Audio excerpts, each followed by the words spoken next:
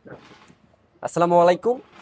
প্রথমে আমি আপনাদের সবাইকে ধন্যবাদ জানাচ্ছি আজকের এই সংবাদ সম্মেলনে আপনার সাংবাদিক ভাইরা উপস্থিত হয়েছেন এর জন্য। আর প্রথমে আমি আমার পরিচয় দিয়ে সংবাদ সম্মেলন শুরু করতে যাচ্ছি। আমি মোহাম্মদ সজিবুর শাহিন, শিক্ষার্থী, ঢাকা বিশ্ববিদ্যালয় এবং দাঁড়িয়ে চুলাই টিমের কেন্দ্রীয় সংগঠক, কেন্দ্রীয় সাধারণ সম্পাদক হিসেবে দায়িত্বরত আছি এবং সেই সাথে হচ্ছে ধর্ষণ প্রতিরোধ মঞ্চের কেন্দ্রীয় মুখ্য সংগঠক হিসেবে দায়িত্বরত রয়েছি। আপনারা ইতিমধ্যে অবগত আছেন যে জাইমা রহমানকে নিয়ে একটি ভিডিও সোশ্যাল সাইটে হচ্ছে ব্যাপকভাবে ভাইরাল হয়েছে এবং ছড়িয়ে পড়েছে।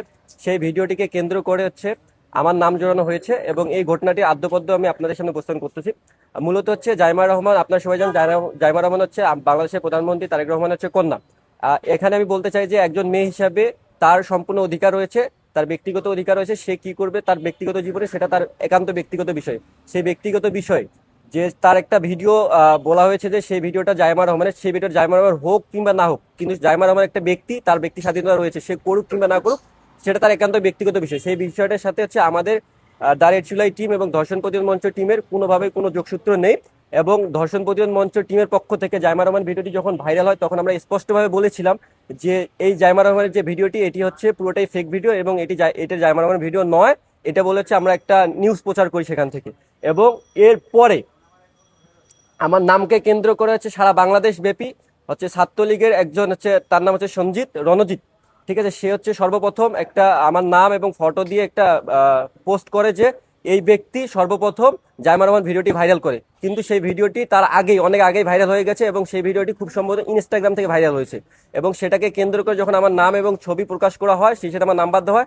তারপর পরে হচ্ছে বাংলাদেশ থেকে এবং বাংলাদেশের বাইরে দেশে বিদেশে বিভিন্ন নাম্বার থেকে হচ্ছে আমাকে হত্যার হুমকি এবং সেই সাথে হচ্ছে আমার পরিবার সহ আমাদের টিমকে হত্যার হুমকি দেওয়া হয়েছে। এবং এরপরেও এটা দেখার পরে হচ্ছে ছাত্র দলের বিভিন্ন নেতা কর্মীরাও সেই ছবি এবং ফটোকার্ড ইউজ করে সারা দেশব্যাপী প্রচারণা চালায় যে একে যেখানে পাবেন সেখানে হচ্ছে মারবেন এবং একে যেখানে পাবেন সেখানে তার বিচার করবেন, এই বলে হচ্ছে সারা দেশব্যাপী তারা হচ্ছে প্রচারণা চালায়।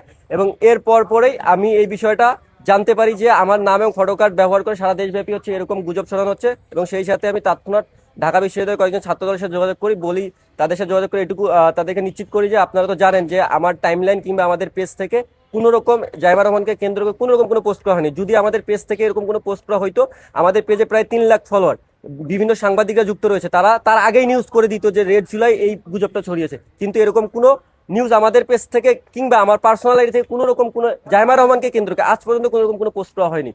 এটা আমরা আমাদের টিমের পক্ষ থেকে নিশ্চিত করেছি। কিন্তু ধর্ষণ প্রতিরোধ মঞ্চের পক্ষ থেকে আমরা তার আগেই বিবৃতি দিয়েছিলাম। আমি নিজে হচ্ছে ধর্ষণ প্রতিরোধ মঞ্চের একজন কেন্দ্রীয় মুখ্য সংগঠক। আমি ইতিমধ্যে হচ্ছে নারীদেরকে নিয়ে সারা দেশব্যাপী নারীদের হেনস্থা এবং ধর্ষণ ঘটনাগুলো সংঘটিত তার প্রতিবাদে হচ্ছে আমি সারা দেশব্যাপী সংগঠিত করার চেষ্টা করতেছি। এবং সারা দেশব্যাপী আমি কয়েক জায়গায় হচ্ছে বিভিন্ন ধর্ষণ নিয়ে কাজ করেছি, ধর্ষণের বিরুদ্ধে আওয়াজ তুলেছি। তারপরে হচ্ছে তারা এটুকু জানার পরও, আমি যেহেতু নারীদের হেনস্থার বিরুদ্ধে সোচ্চার আওয়াজ তুলি, তারা এটুকু জানার পরও তারা কিভাবে আমার নামে এভাবে গুজব ছড়ায় সেই একটা সেটা ভিত্তিতে আজকে সংবাদ সম্মেলন। এবং তারপরও সবচেয়ে গুরুত্বপূর্ণ বিষয় হচ্ছে যে আমি সেটা পরবর্তীতে ঢাকা বিশ্ববিদ্যালয় শিক্ষার্থী সংসদকে অবগত করার পর হচ্ছে সেই বিষয়টা মানে মিনিমাইজ হয়ে যায়। এবং সেই জায়গায় দা ডেইলি ডাকসু নামে একটা পেজ রয়েছে ঢাকা বিশ্ববিদ্যালয়, আপনারা সকলেই জানেন, সেই পেজটা খুব সম্ভবত ছাত্রদলে কেউ চালায়, তারাও সেখান থেকে পোস্ট করার পর সেটা আবারও বাংলাদেশের বিভিন্ন জায়গায় ছড়িয়ে যায়। তারপরে হচ্ছে আমি তাদের সাথে যোগাযোগ করার পর তারা বিষয়টা বুঝতে পারে এবং তারা তাদের পোস্টটি সরিয়ে নেয়। কিন্তু এগুলো সব ঠিক আছে, সবগুলো আমি মিনিমাইজ করছি। করার পর হচ্ছে আমি সংবাদ সম্মেলনও করিনি, আমার পরীক্ষা চলতেছে, আমি কোনো কিছুই করিনি, আমি চুপচাপ ছিলাম। কিন্তু 2 দিন আগে হচ্ছে আপনারা দেখবেন শাহবাগে 7ই মার্চে শাহবাগে হচ্ছে বঙ্গবন্ধুর ভাষণকে কেন্দ্র করে একটা হচ্ছে অপ্রীতিকর ঘটনা ঘটেছে। এবং সেই জায়গায় ছাত্রলীগ ফিরানোর জন্য যে বাম সংগঠনের নেত্রী, সে হচ্ছে শাহবাগে একটা বিশৃঙ্খলা পরিস্থিতি সৃষ্টি করে এবং সেইখানে বিশৃঙ্খলা পরিস্থিতির এক পর্যায়ে এসে সে হচ্ছে আমাকে উদ্দেশ্য করে সাংবাদিকদের সামনে সে আবারও তার মুখের ভাষা খারাপ করে সে আবারও বলে যে তুই ফ্যাসিস্ট, তুই হচ্ছে জাইমা রহমানের ভিডিও ভাইরাল করছস, তুই হচ্ছে পাকিস্তানি বিচ, এরকম হচ্ছে অনেক অকাত্য ভাষায় গালিগালাজ করে এবং সেটি মুহূর্তের মাধ্যমে আবার পুরো বাংলাদেশে ছড়িয়ে যায়। এবং তারপর থেকে বিষয়টি বাংলাদেশে অনেক জনগণ মনে করে যে বিষয়টি সত্য এবং তারপর থেকে তারা এইটিকে কেন্দ্র করে হচ্ছে আবারও সেই টেমপ্লেট এবং ছবি ইউজ করে সারা দেশব্যাপী আমার নামে গুজব ছড়াচ্ছে এবং আমাকে ক্রমান্বয়ে আবার হত্যার হুমকি দেওয়ার চেষ্টা করা হচ্ছে, বাংলা আবার হত্যার হুমকি দেওয়া হচ্ছে। যে প্রমাণগুলো আমার ফোনে আছে আমি কিছুক্ষণ মধ্যে আপনাকে দেখাবো।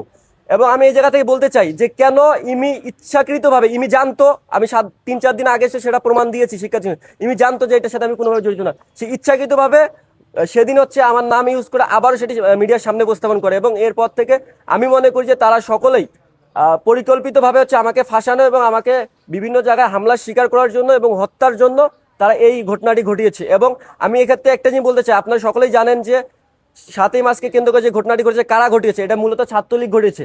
আমি আরো কিছু প্রমাণ আপনাদেরকে দেই যে ঘটনাটি শুরু কোথা থেকে। ঘটনাটি শুরু হচ্ছে আসিফকে কেন্দ্র করে। আসিফ হচ্ছে ডক্টর মোহাম্মদ শহীদুল্লাহ একজন শিক্ষার্থী, সে আমার হলের শিক্ষার্থী। বিগত জুলাই আন্দোলনের পর থেকে তার বিরুদ্ধে অনেকগুলো প্রমাণ এসেছে আমাদের কাছে যে সে ছাত্রলীগের ছিল এবং সে 15 জুলাই ছাত্রলীগের হয়ে ঢাকা বিশ্ববিদ্যালয়ের শহীদুল্লাহের সামনে আমাদের সাধারণ শিক্ষার্থীর উপর হামলা করছে, এরকম একটা ভিডিও ফুটেজ আমাদের কাছে এসেছিল।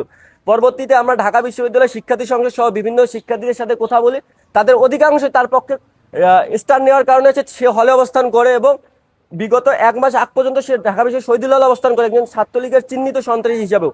তাকে যারা শেল্টার দিয়েছে তাদের তথ্য আমাদের কাছে রয়েছে, কিন্তু শুধু মানবতার খাতিরে এবং মব যেন না হয় সেজন্য হচ্ছে তাকে হলে রাখা হয়েছিল।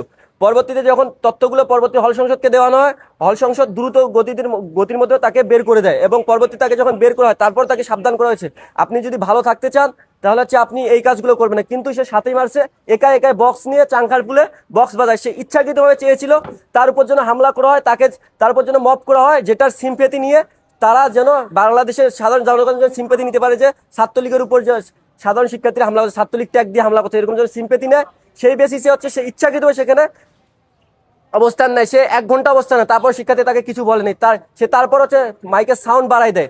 এক পর্যায়ে হচ্ছে শাহবাগ থানার হচ্ছে পুলিশ কর্মকর্তারা এসে তাকে তুলে নিয়ে যায়।